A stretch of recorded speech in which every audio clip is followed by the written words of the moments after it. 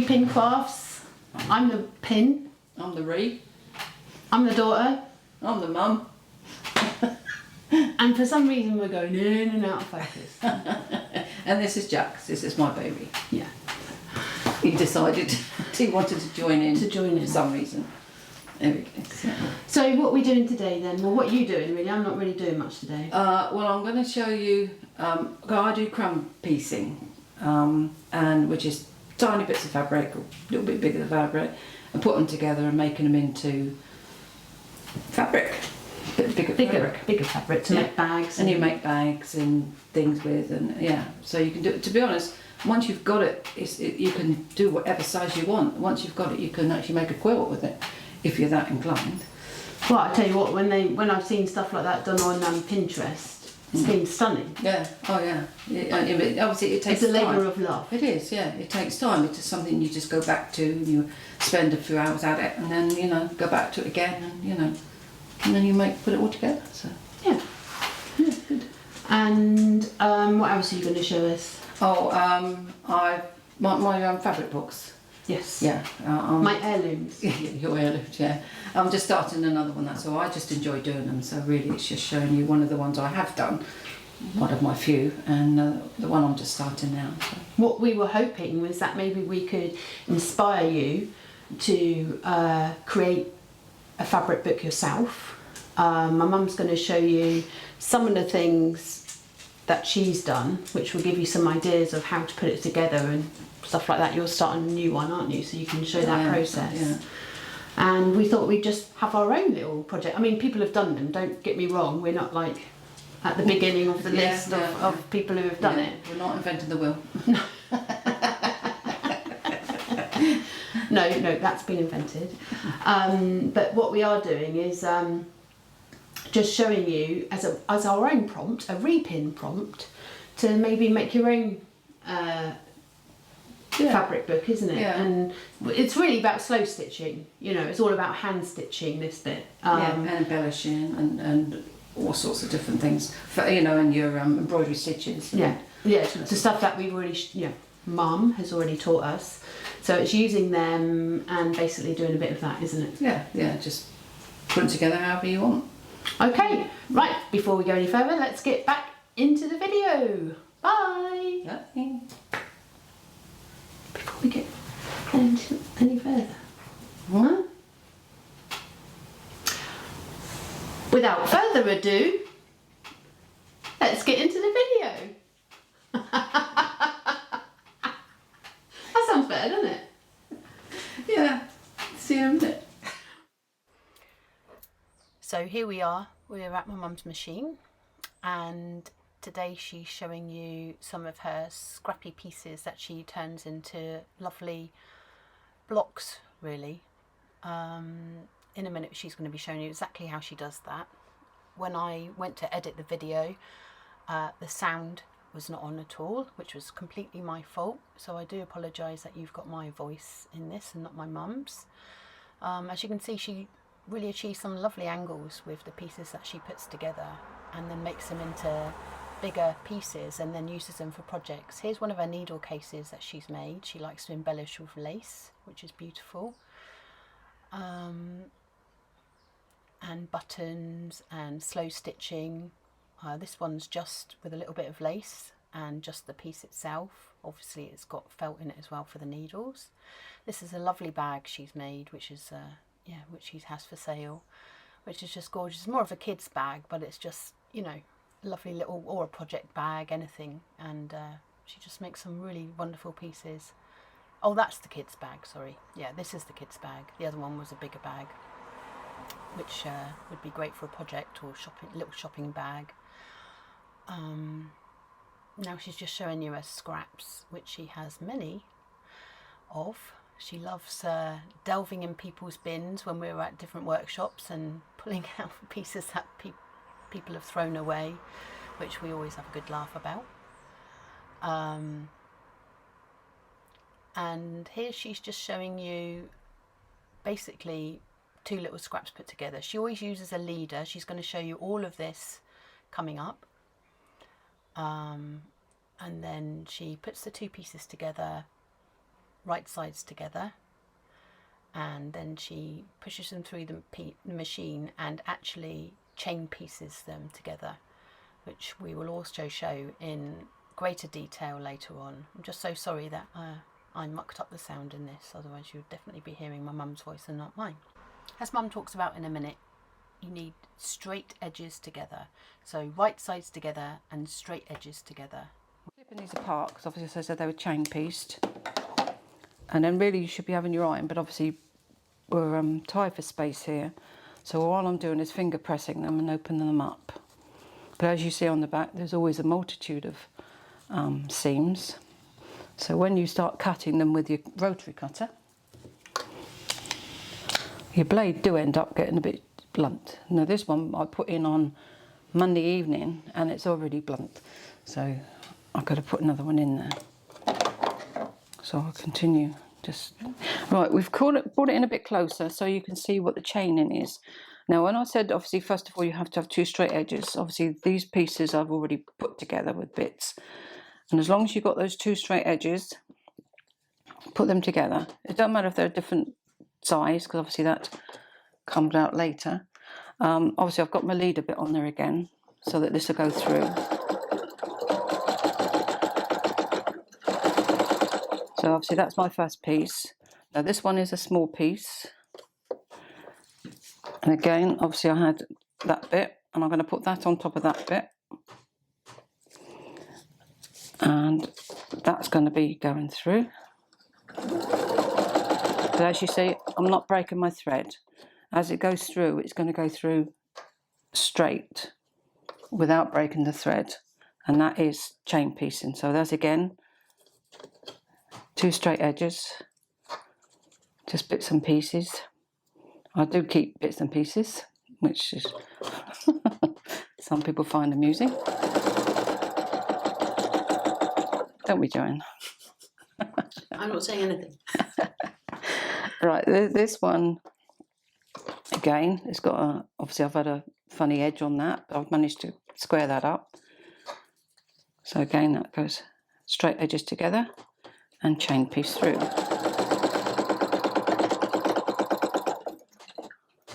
Right, and this is a bit bigger bit.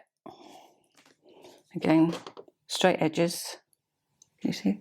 And then you're doing... And then obviously that goes straight together. So it's the pattern to pattern, what do you call that? Straight edge. No, not the pattern to pattern though. So you're doing it inside out. Oh yes, straight, yeah. Pretty sides together. Good way of putting it. Pretty sides together, yeah. I must admit they're not, oh, I have found the odd one here and there upside down, but you know. Yeah, and then obviously just straight through again.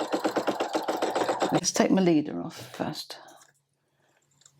Take that out of the way. What does the leader do then? Well, the leader stops, as I say, stops your, because obviously as you know, you've got the little hole here under your foot here. And because you've got small bits of fabric, that if you're not careful, I mean, you've done this yourself, as it goes down the hole there, there's a little hole in your machine there. And if you put your leader on first, as I say, it's any odd bit of fabric. Once you put it on and you sew it through, your needle is already ready for another bit of fabric to go through, because you're still on the fabric there. Mm-hmm. When your next bit of fabric goes in. You're going to show us your washing line. I will show you my washing line. There you go. Here's my washing line. Can you see that? Mm-hmm. Right, and then you clip it apart. I mean, because obviously I've been doing this, but I've had a big pile behind the machine. Obviously, I'm only doing this, otherwise you'll get bored out your skull and be off for a coffee, and that'd be it. So that's your clipped apart. So obviously that's where it's been sewn together. Now, obviously you have an iron handy, but it doesn't matter, because you can finger press it. Yeah. So that's ready for another piece to go on. So when we did one just now that one could be big enough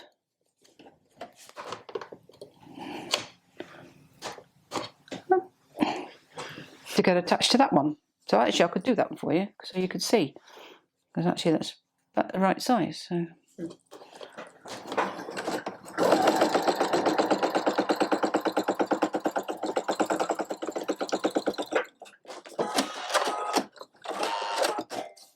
So let's clip that one off again. And then when you open it up, you have another bit of fabric, a bit bigger. Yeah. Good. If I take you out a bit, there you are. There you are. And you see, now I've got a square, see, which I didn't have just now, sort of. And then what you do then is, if you want to join another piece of fabric to this, obviously, which you do because you're making the bigger pieces, you just make sure you've got a straight edge that you're going to join that to. Or if I wanted to join it to that, obviously that would be cut down with my rotary cutter and ruler, because I can't really cut in a straight line. I have to be truthful. So if I cut it, it normally goes off a bit. So straighten an edge up, whichever end you want to put something on, and as long as you've got your straight edge, you're off you can go with some more fabric. So obviously, like these bits here, obviously that's what I put through just now. So what happens if a bit is shorter than the other bit then? It doesn't matter, because if you like it together, if you've got a piece to cut off, you cut it off. But if it cuts off and it cuts off a tiny little bit, then it's not worth it, because you end up with, because when you get your seam, because obviously that I'll lose quite a bit of that when I do a 1/4 inch seam on it. But if you actually cut it small, you just don't end up with nothing. It just disappears totally in the seam. But yeah, obviously you've got that could go together. Can you see that? Mm-hmm. And obviously these were the smaller bits. So once you see that one there, as I say, it didn't fit. So all you do is, because that's big enough, that would be cut off, squared off there. Mm-hmm. And then if you've got another bit, obviously this isn't big enough. You might find, say you want to put something like that on it, then you've got enough room up there just to straighten it up, if that's what you want to put together there. But yeah, it's just putting your pieces together until you get bigger pieces. And hang on, get me a little bit again. Until obviously you end up with something like that. And obviously in here you can see some bigger pieces as well as smaller pieces. So it doesn't matter what you've got. I mean, I call this, it is crumb piecing because it is small pieces. But if you've got anything that's really big, to me that's not crumb piecing.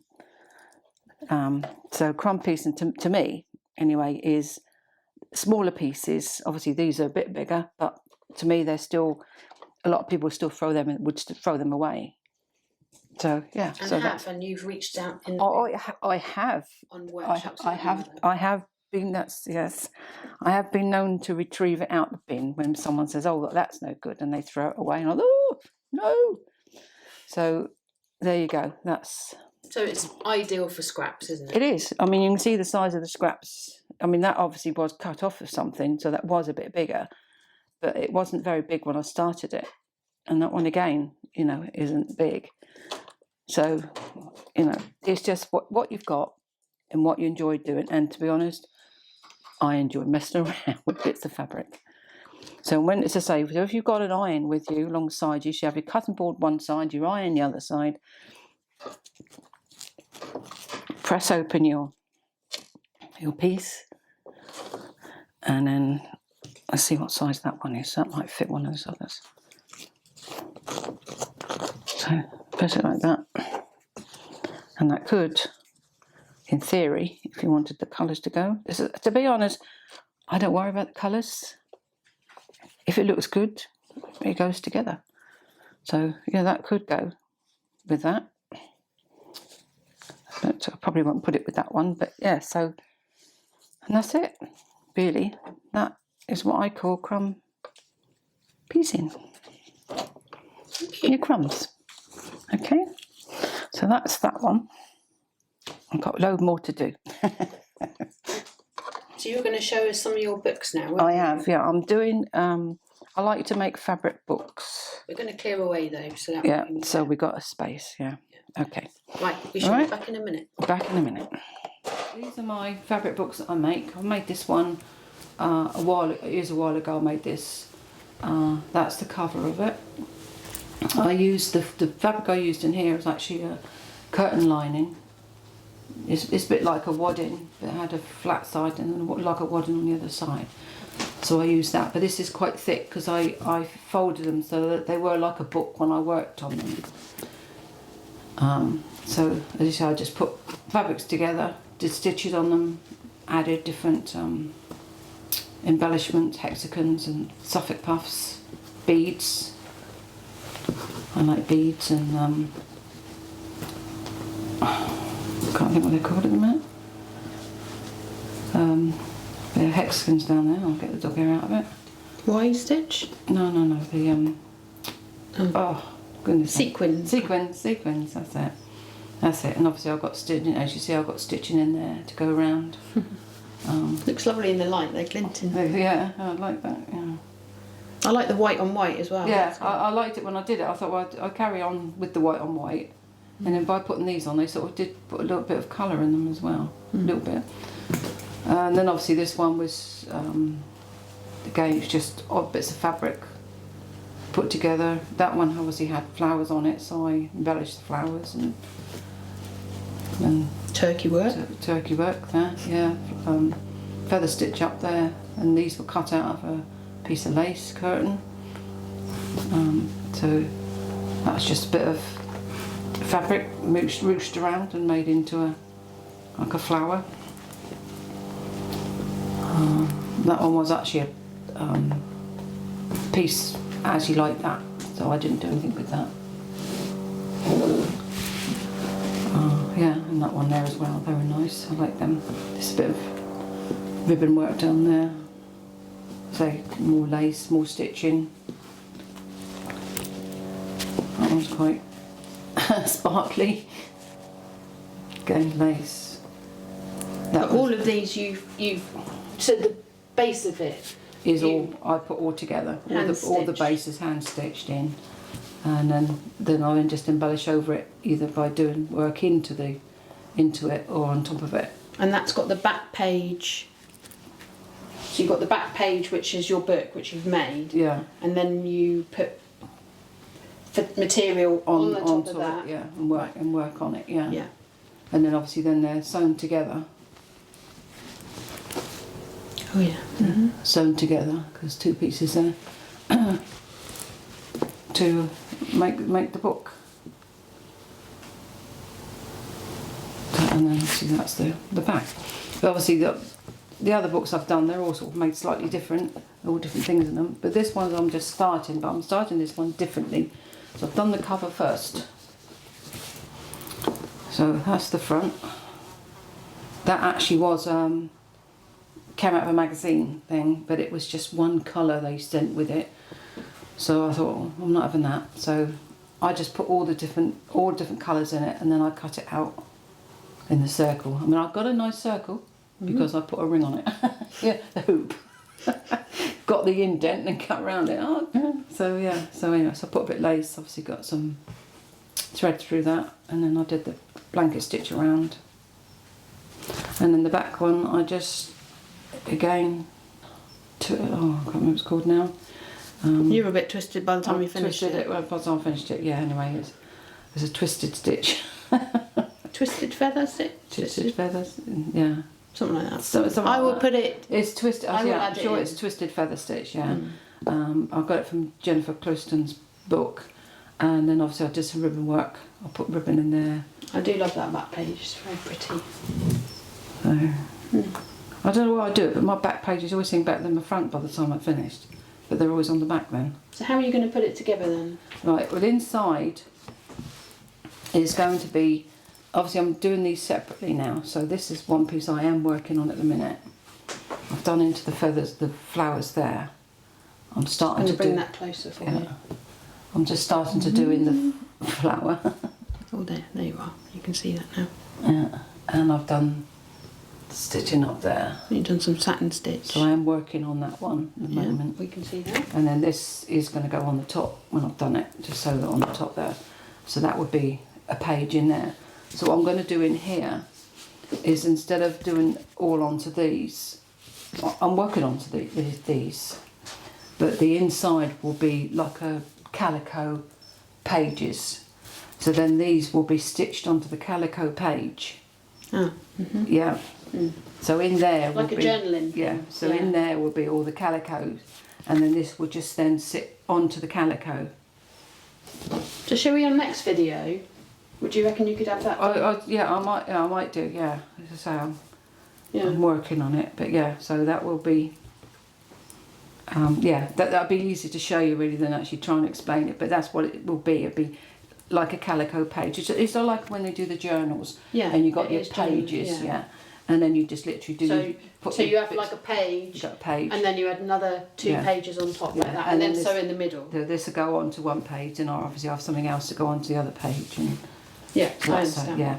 So, but because I started this first, I thought I'd do something totally different than what I've done on my others. So we'll have to see how it goes on. Well, I think that would be lovely. Yeah.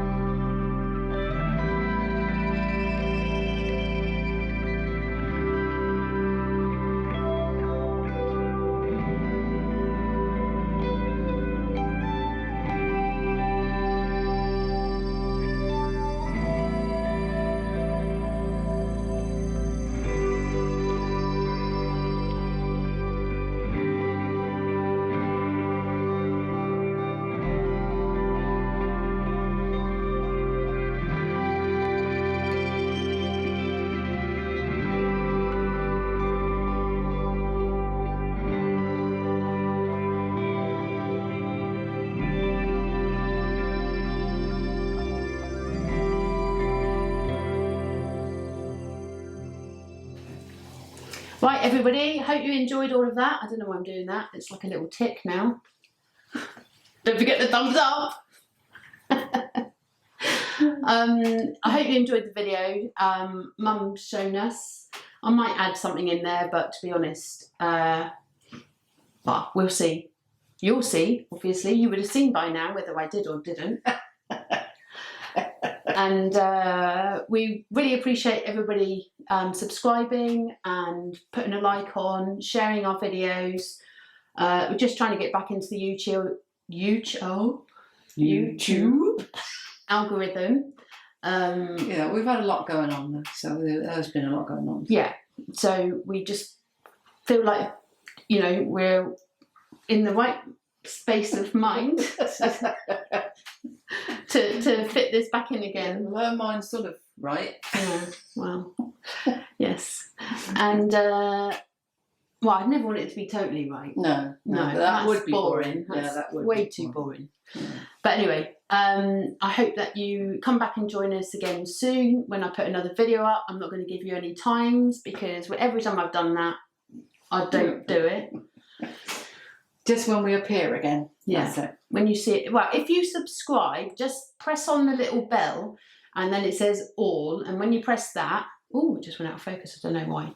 When you press that, then it just will give you a heads up when we've got a new video out.